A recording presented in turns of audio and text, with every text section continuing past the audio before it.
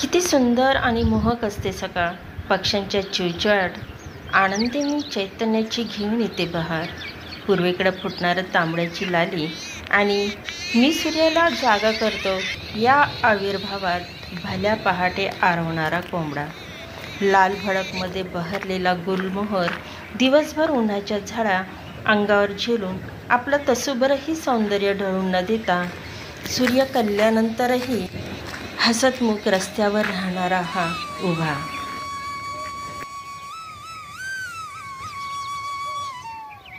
सकाळ सकाळी बघायची शाळा भरली बघा. चालले शाळेमध्ये. आम्ही तर लहानपणी असंच म्हणायचं.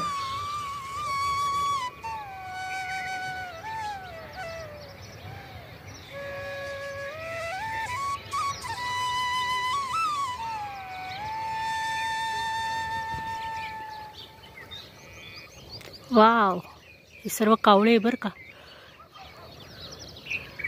इथून मागं मी बगळे दाखवत होते आणि हे सर्व कावळे आहे.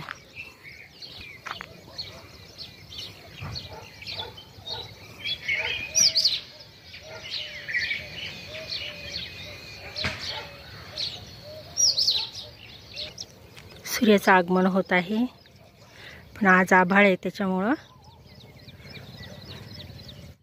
हे हे इथून जवळच इथं दिसत आहे प्रति तुळजापूर भवानी मातेचं मंदिर. इथून किती जवळ दिसतंय बरोबर की नाही. पण जाताना ज्या वेळेस यात्रेला जातो त्यावेळेस इतका म्हणजे वळसा घालून जावं लागतं ना, कारण मध्ये असतं ओढा. तर जवळजवळ जायलाच 1 तास लागतं, घ्यायला 1 तास लागतं. पण इथून बघा अंतर किती दिसतंय असं कमी. सूर्य हळूहळू दिसायला लागलेला आहे. सूर्याचं आगमन झालेलं आहे. आणि बघा जांभळं किती पडलेले, पक्ष्यांनी किती खाऊन घेतलेले. अजून मी एकदा सुद्धा जांभळ खाल्लेला नाही आहे. हे इथं बसलेली पक्षी गेली उडाली, म्हणून आमच्याकडं पक्षी जास्त आहे. तर हे बघा इथं सगळे खाऊ राहिलेली आहे जांभळं.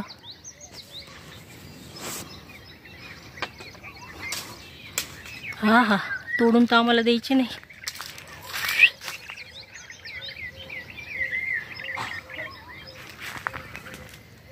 गेली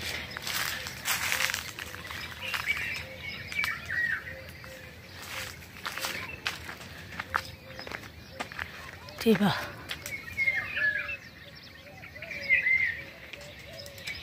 छान चाली खाली पाडत आहे, काही खाता खाता पाडते. आता सूर्य बघा कसा दिसत आहे. हे गावाकडचं दृश्य आहे.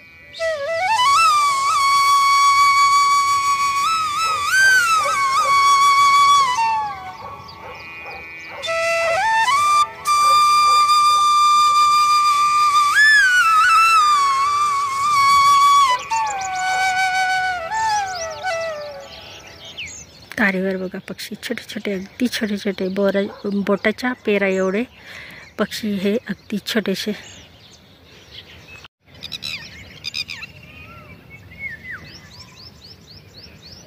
हिने अंडे कुठंतरी इथं जमिनीवर घातलेले आहे. टिटवी.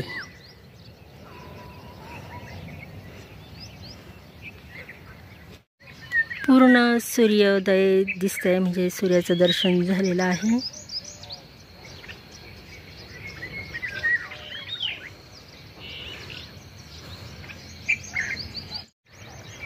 आणि आज बघा ढग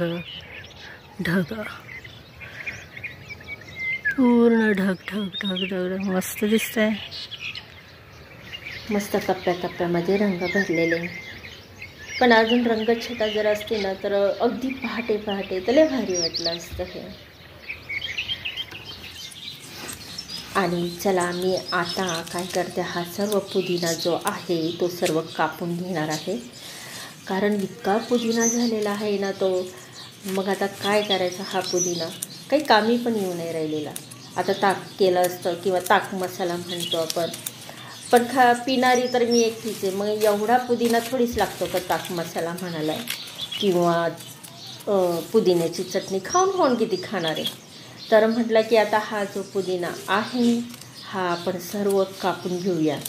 आणि तसंही पाणी देऊन देऊन काय झालेलं आहे, तो अधिक वाढू राहिलेला आहे. आणि मग पाहायला गेलं ना तर बाकीची जी पानं आहेत ना ती अगदी बारीक बारीक स्वरूपात, म्हटलं मग यांची वाढ आहे ना होऊ नाही राहिलेली, कारण पूर्ण पान फुललेलं वेगळं असतं आणि अगदी काही काही छोटे छोटे पानं पण दिसतात आहे. त्याच्यामुळे म्हटलं की ही गर्दी जी आहेत ना ही सगळी काढून घेऊ आणि त्यानंतर आपण हे मस्त धुवून काढून याची छानपैकी अशी पावडर बनवूया. मग ही पावडर आपल्याला कधी पण उपयोगाला येईल. आता हा पुदिना पाणी आहे तोपर्यंत चाललंय द्यायचं का, न जाणो हा सर्व उपटून टाकला तर मग काही राहणार नाही. मग वर्षभरासाठी पावडर म्हटलं चला बनवूया. आणि तसंही मग आता वैष्णवीला न्यायचं असेल तर तिच्यासाठी पण ही खास पावडर, कोणाला जर घेऊन जायचं असेल तर घेऊन जाते. आता गावात जाऊन रविवारच्या बाजारामध्ये विकला तर पण घेणारे पण पाहिजेत ना, कारण पुदिना एवढं कोण खाणार आहे. भाजीपाला ठीक आहे, भाजीपाला असतं तर, पण मग आता हे शहरामध्ये जर याचं महत्त्व असतं, शहरामध्ये नेलं तर मग कसं विकलं पण जातं. पण आता एवढं शहरामध्ये मग किती लांब 20-30 किलोमीटर जावा, त्याच्यापेक्षा म्हटलं चला तर ही पावडर बनवू आणि काय करू, पुन्हा पाणी देऊ छान आणि काहीतरी खत टाकू. आपलं गवऱ्यात तर आता थापलेले आहेच आहे, त्याच्यातल्या काही काही आपण याच्यामध्ये टाकून देऊ, चुरा करू, म्हणजे मग खत पण होऊन जाईल. आणि शिवाय त्याच्यामध्ये पालापाचोळा पण मी अगदी बारीक बारीक करून टाकलेलाच होता, तर त्याचं एक खत झालेलंच असणार आहे. आणि म्हणजे एवढं नाही झालेलं पण झालंच असणार आहे आणि होईल पुढंही पण. आणि त्याच्याच जागी शेजारी कांद्याचं फुल लावलं होतं, म्हणजे डोंगळे, ती आली होती. पण मग काय झालं की ते खूप फुलण्या अगोदरच ते मुरझून गेलं, जेव्हा आपण ते पानं वगैरे झाडतो ना, त्याच्यामुळे ते खराट्याचे काड्यात त्याच्यावर लागतात आणि मग ते गेलं त्याचं. आणि शेवंतीसुद्धा आहे ना इतकी वाढली होती ना प्रचंड, म्हटलं नको, हे कसं उन्हाळ्याचं आपण पाणी देतो आणि तिथं गारव्याला येऊन नको बसायला विचुकाटा, आता पोरं पण येतील आणि सुट्टी लागेल तर, आणि म्हणून ते कसे मुलं बसतात कुदतात गार्डनमध्ये, आले तर खेळतात. त्याच्यासाठी म्हटलं आता ही शेवंती बरीचशी जी आहे ना ती उपटून काढू आणि जेवढी आवश्यक आहे तेवढी आपण ठेवूया. आणि मी दुसरी एक शेवंती आणलेली आहे पिवळ्या फुलांची, तर ती आपण तिथं आणखीन एक लावून देऊ, म्हणजे कप्पे कप्पे करू असं वाफ्यासारखं आणि तिथं लावून देऊ. आता ही पुदिनाचं पानं जी काढली होती ना ती बरीचशी अशी चिखलामध्ये माखली गेली होती, कारण पाणीच असं देत होतं.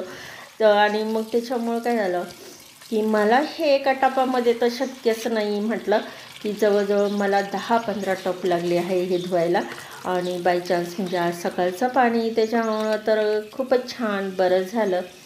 आता ह्या पुदिन्याचा म्हणजे आता ही पुदिन्याची पावडर केली तर याचा वापर कशासाठी होईल, तर चटणीसाठी सुद्धा होऊ शकतो, किंवा आता आपण ताक मसाला म्हणा किंवा आता लिंबू सरबत म्हणा, कधी पण आपण हे पिऊ शकतो. आणि चांगले आहे ना हे पुदिन्याचे औषधी गुणधर्म पण भरपूर सांगतात, मग तसा उपयोग पण आपण केला तर आपल्यालाच फायदा आहेत ना. तर आता ही सर्व आता हे एवढंच काम राहणार नाही. आता हे पुदिन्याचे म्हणजे मी सगळं कापून आणलेलं आहे, असं नाही की मी पानं खोडून घेऊन आलेली आहे. तर मग आता ती मला निवडायची आहे. म्हणजे मी सकाळी थोडीशी एक्सरसाइज केली आणि त्याच्यानंतर फिरायला गेली, आल्यानंतर हे सर्वच झाडलेलं आहे मी आणि पहिल्यांदा पुदिना कापायला बसली. मग आता घरबीरसुद्धा आवरलं आहे मी. आणि मग आता हे मला तर स्वयंपाक करायला तर उशीरच होणार आहे, कारण आता हे सर्व अगदी स्वच्छ पद्धतीने सर्व ती पानंसुद्धा निवडावं लागतील, काही काही खराब पानं आहे ते फेकून द्यावं लागेल, शिवाय काड्यासुद्धा निवडावं लागतील. तर आता चाललं आता हे धुवून घ्यावा आणि आता धुतल्यानंतर मग हे मी घरातच वाळत घालणार आहे, उन्हामध्ये नाही वाळत घालणार. आता आपण मेथी कशी वाळवली होती, अगदी कसुरी मेथी आपण म्हणतो ती, अगदी त्या पद्धतीने घरातच, म्हणजे याचा जो हिरवट रंग आहेत ना तो तसाच टिकून राहील आणि जास्त म्हणजे असं उन्हात घातल्यानंतर त्या रंगामध्ये फरक होऊन जातो. त्याच्यामुळं मग मी सावलीतच वाळत घालणार आहे.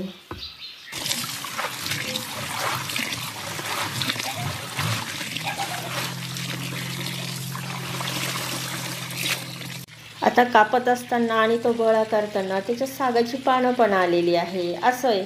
आणि मग ही जागाची पानंसुद्धा बाजूला काढून ते अगदी बारीक बारीक स्वरूपात आहे, असं पण नाही की खूप मोठ्या स्वरूपात आहे, बारीक बारीक स्वरूपात ते बाजूला करून सगळं आता निवडून घ्यायचं आहे. चला आता खूप धुतलेलं आहे, आता याला घेऊन जाते मी. सगळ्या पुदिन्याची पानं काढले आणि इथं पेपर अंथरलेला आहे आणि याच्यावरच ही पुदिन्याची पानं वाळून देणार आहे. असेच सगळ्याची पानं काढलेली आहे, काडक्या फेकून दिल्या, काय असतील त्या काढून टाकते. म्हणजे याचा कलर पण बदलणार नाही, घरात सावलीत वाळत घातले ना कलरही बदलणार नाही आणि छान पावडर होऊन जाईल. तर हे चांगली वाळून द्यावं लागणार आहे, कारण जर नुसतीच थोडी जरी खराब म्हणजे पाणी त्याच्यामध्ये अंश राहिला ना, पूर्ण वाळलं नाही ना, तर मग ती पावडर करून उपयोग नाही, ते लगेच खराब होऊन जातात. त्याच्यामुळे ही दक्षता घ्यावी लागते की ही पानं जी आहेत ना ही पूर्ण वाळली पाहिजेत. आणि मग आता पानं कशी वाळलेली समजायचं, तर ते आपण असं चुरा केल्यानंतर ते अगदी असं धरल्यानंतर असं चुरा झाल्यानंतर मग बरोबर ते समजतं. चला आता ही सगळे मुंगळे इतके आले ना घरामध्ये येत होते. आता म्हटलं हे सगळे ह्या बोळक्यातून निघू राहिले, काय करावं. आणि हे काय इथं कसे कोपऱ्यात जाऊन बसलेली आहे ते, आणि इतके भले भले मोठे मुंगळे ना, जर समजा जर साधं बोर्ड जरी आलं ना तोडून टाकल्याशिवाय राहणार नाही ते. तरी ते चिखल लावला आहे तात्पुरता. तसं मी काकांना सिमेंट सांगितलं होतं, पण काय करावा, सिमेंट मिळतच नाही आहे, असं सुट्टं असं झालं आहे. त्याच्यामुळं मग मी म्हटलं आता करावं तरी काय. काल खडू मारला, मग खडूही मारून काही उपयोग नाही झाला. हे पाहिजे तर खडू दिसत असेल, पण काहीच उपयोग झाला नाही. ते आज पुन्हा दिसले आणि मग आता मी इथं तिला चिखल लावून, तरी पण ते बघा असं शोधत आहे, बीळ कुठं आहे, काय कुठं आहे, नुसते बाहेर येऊ राहिले खूप. पण इथं घरात किती तकलीफ होऊ राहिली, ती सगळे मुंगळे. पुदिन्याचे पानं एवढे निवडता इतका वेळ झाला ना, जवळजवळ तर 10:15 वाजले. आता म्हटलं कुरडई कांदा करूया. तसे होते बरं का भाजीला, पण हे पटकन झटपट होता आणि मग काय भूक पण लागून जाते, त्याच्यापेक्षा म्हटलं हे करून घ्या. आणि आता हे ना काकांना मी सांगितले की ज्वारी घेऊन या. आता ही निवडली मी. आता मला आहे ना बनवायच्या आहे ज्वारीच्या पापड्या. तोपर्यंत लॉक झाला तर चांगलं आहे, कारण याला 3 दिवस भिजत घालायचं आहे आणि मग ते पापड्या बनवायचे. ते 3 दिवस भिजवून मग त्याला बारीक करून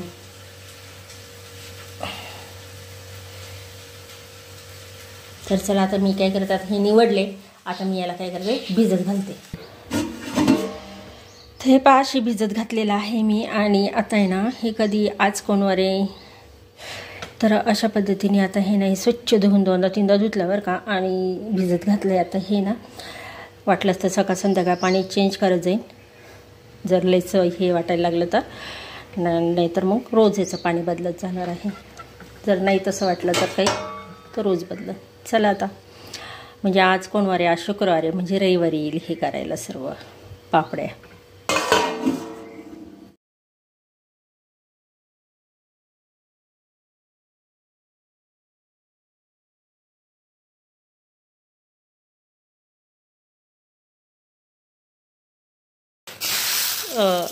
हे पाहता हे मस्तपैकी असे पुदिन्याचे आहे ना, हे पानं सगळी वाळलेली आहे अगदी. म्हणजे असा आवाज आल्यानंतर समजायचं की ही पानं सगळी वाळलेली आहे. पण तरी पण मी थोड्या वेळाचंच ठेवणार आहे आणि नंतर मी हे बरणीमध्ये मस्तपैकी भरून ठेवणार आहे.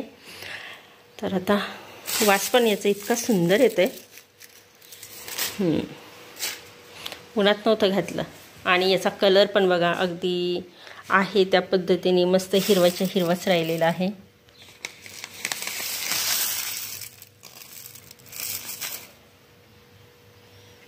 तर आता पुदिन्याची पावडर काय बनवायची म्हणजे असं चुरा केला तरी जमतंय ना. तर पावडर बनवायची म्हणजे कशी, आता चुरा करायचा. झाली ही पावडर. आता भरायच्या वेळेस दाखवते मी. अजून याच्यातल्या मला काही काड्या काढायच्या आहे म्हणा.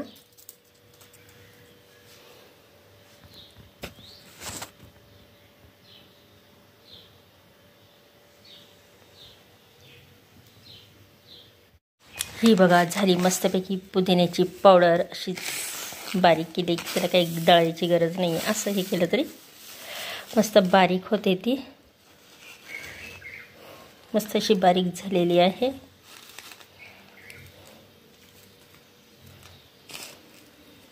आणि वास तर इतका सुंदर सुटलेला आहे ना, अगदी मस्त. चला आता याला भरून ठेवते.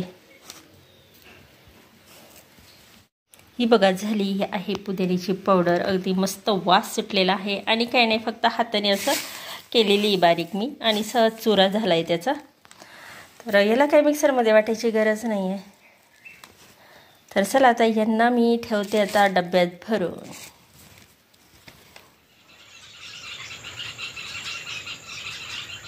आपल्या पारिजातकाच्या आहे ना पानं फुटलेली आहे.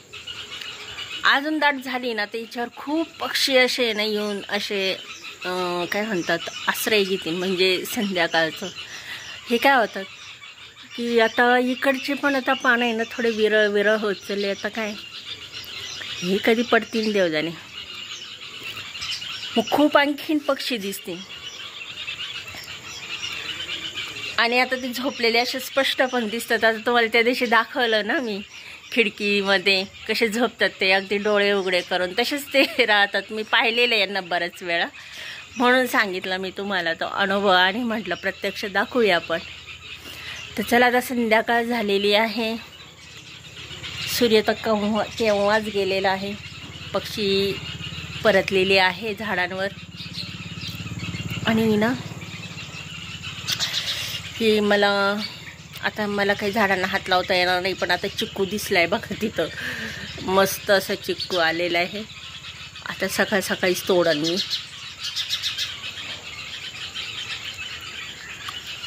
चला मग तुम्हाला आजचा व्लॉग कसा वाटला जरूर कमेंट करा. भेटूया आपण अशाच नवीन व्लॉगमध्ये. Bye bye.